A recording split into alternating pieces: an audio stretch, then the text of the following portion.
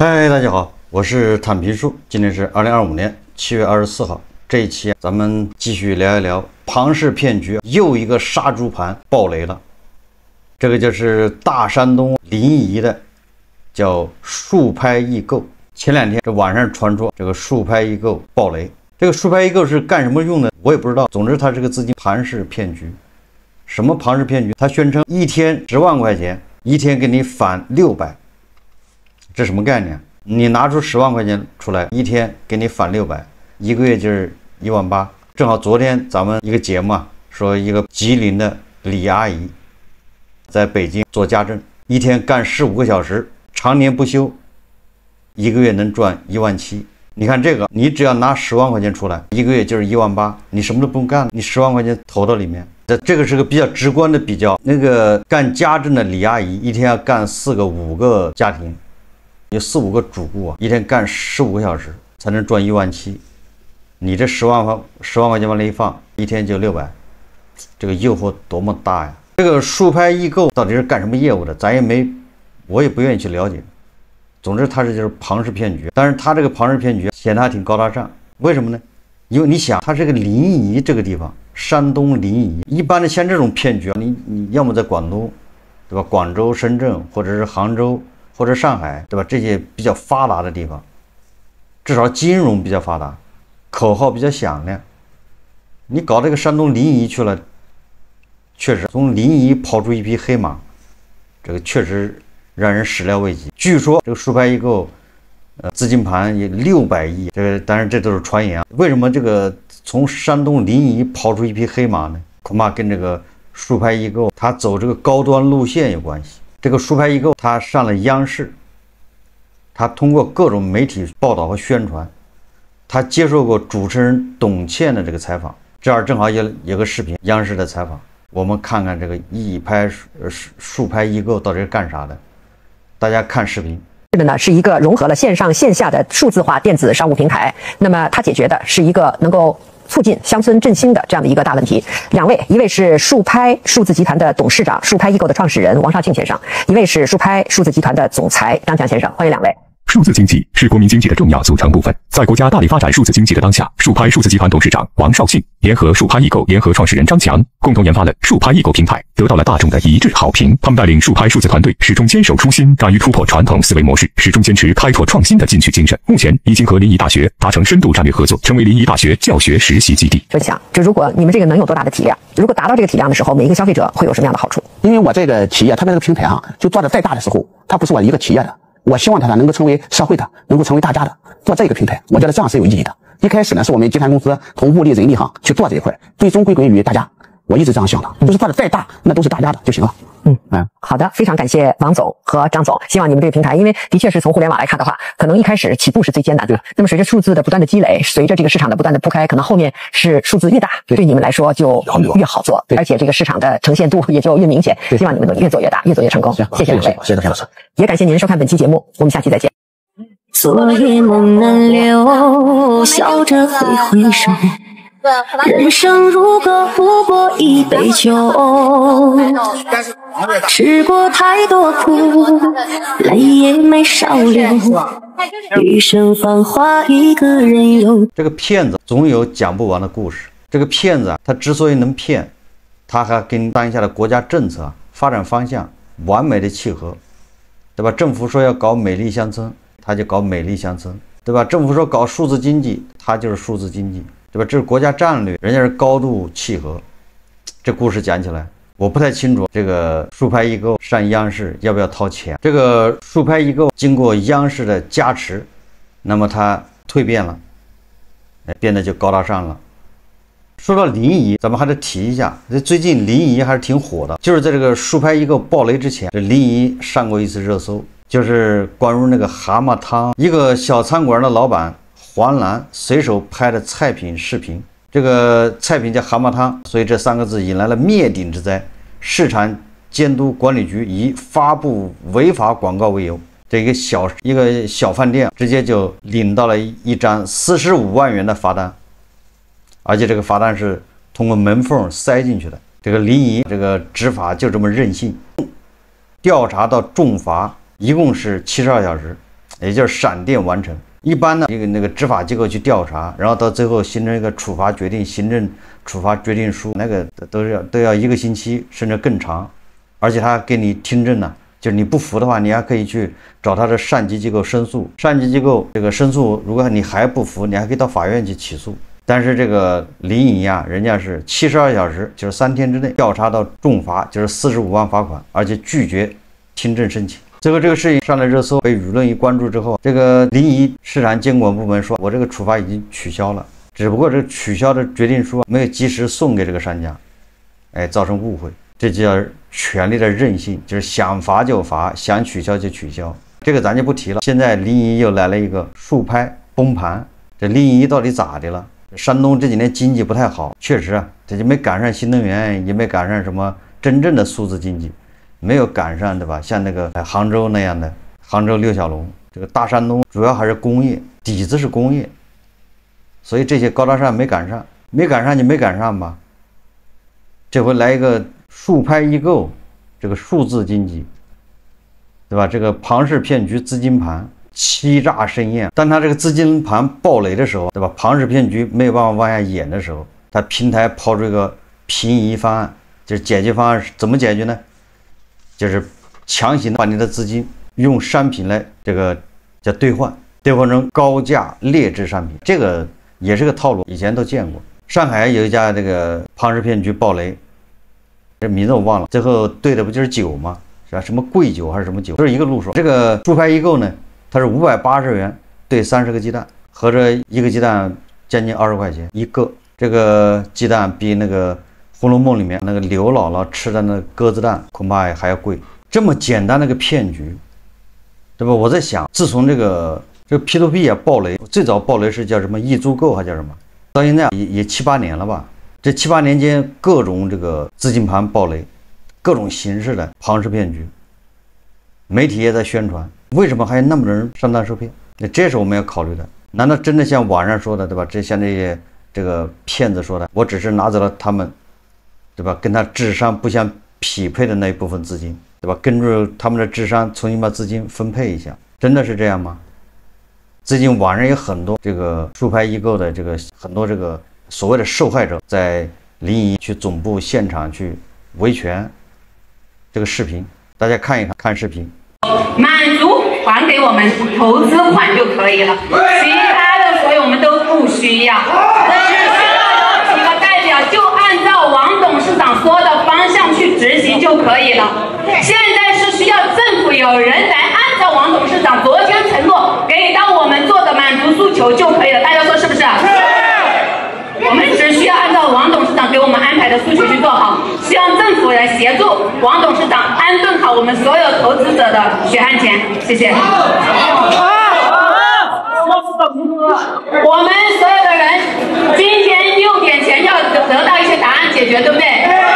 我们也不希望老爷子这么大年纪跟着我们，万一有个磕磕碰碰怎么办，对不对？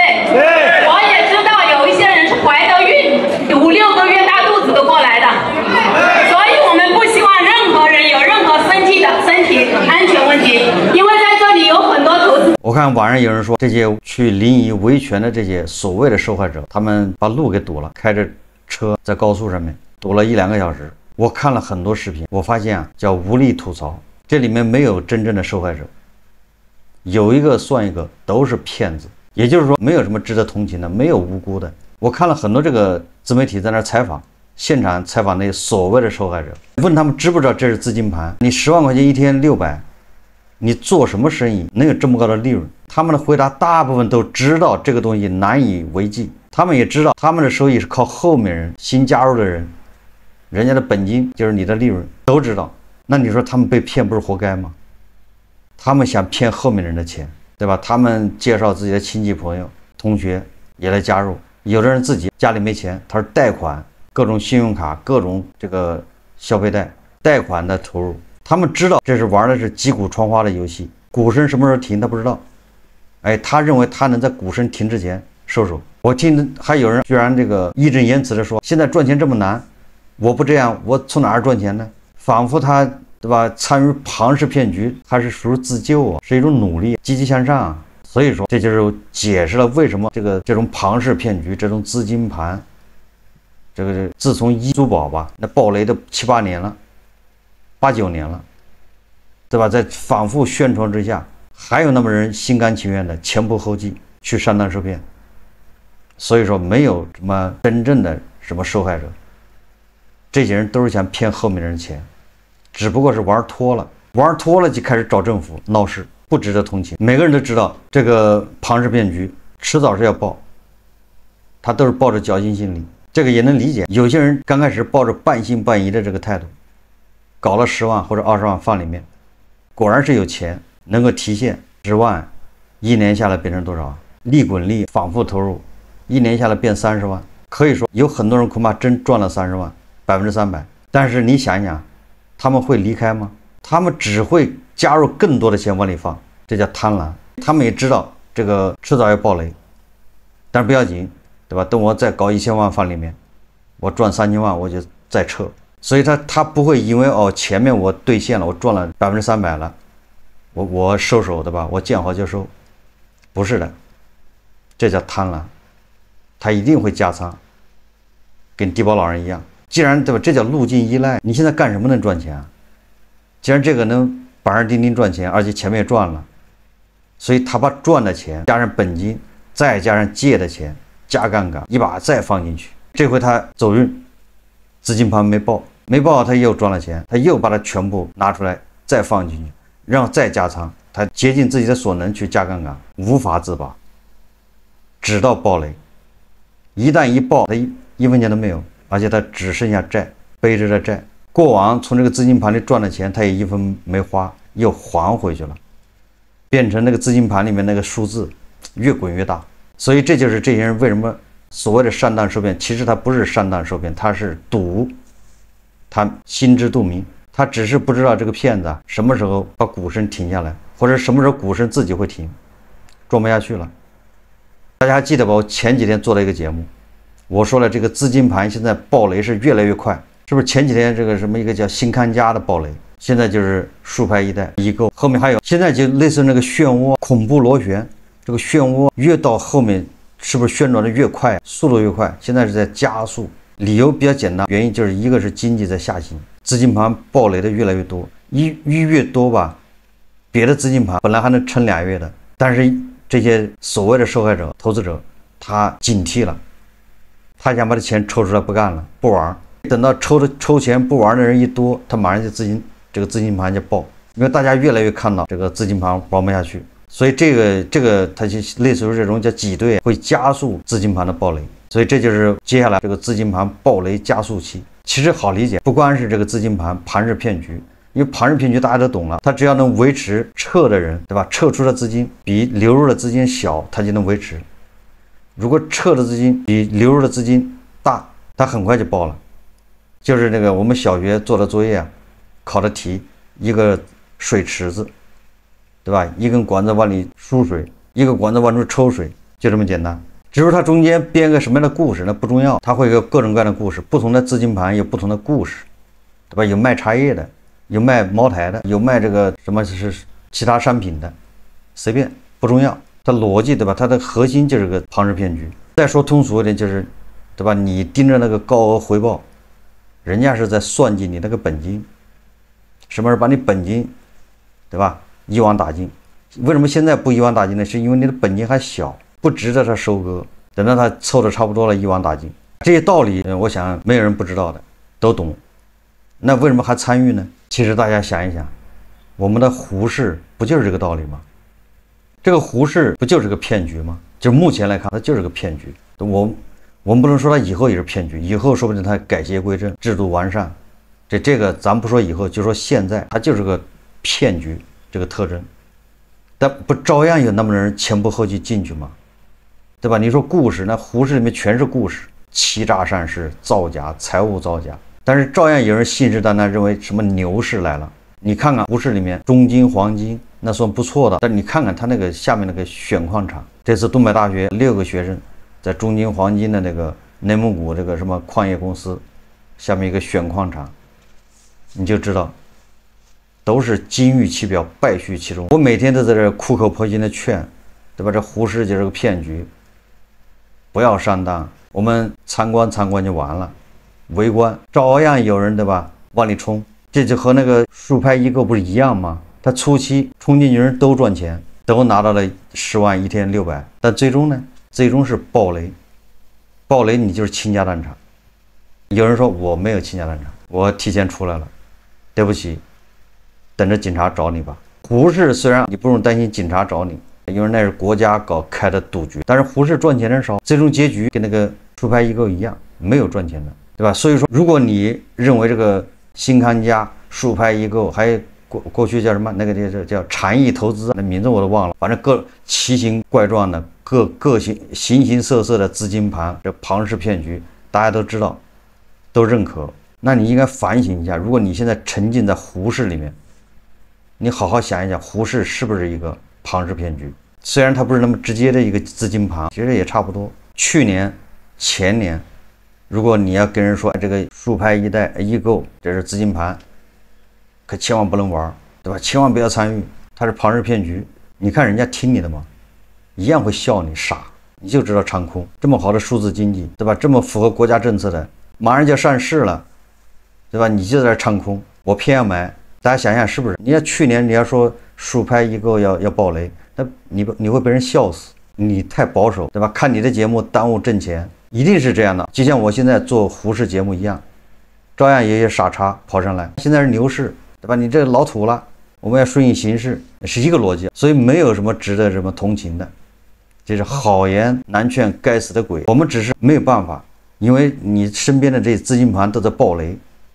你也不知道你身边有哪些人参与了，就是一个惨，到时候他会找你借钱呢，对吧？他日子过不下去，也可能要跟你伸手啊。然后他们装无辜，自己是受害者，哭天抹地的，对吧？人家劝他的时候，他嘲笑别人，现在在这哭天抹地，道理讲了一箩筐，他是不会听的。所以说，你看我节目的，自从恒大暴雷，我是不是天天建议大家，你就存工行，不要想太多。玩命的存工行，把钱焊死在工行，就是存款。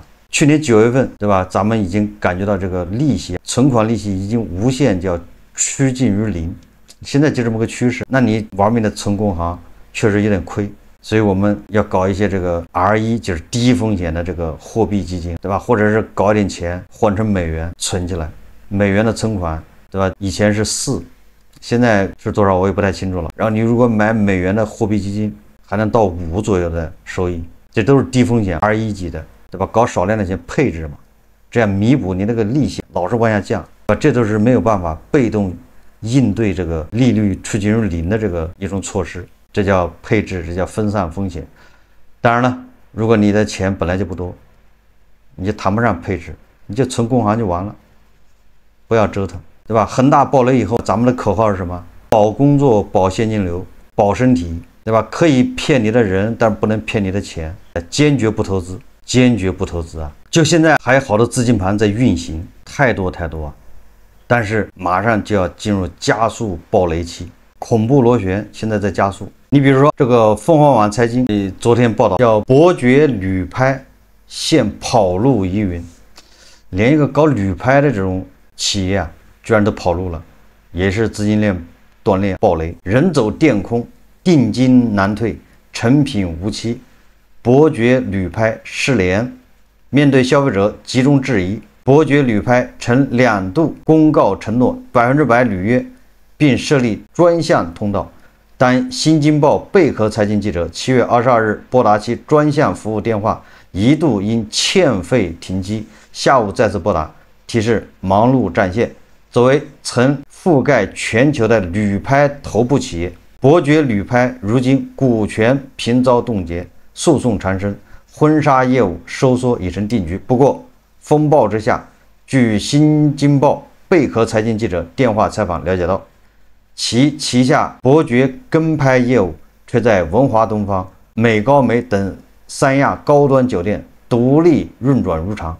业内认为，目前伯爵旅拍集团旗下业务已出现明显分化。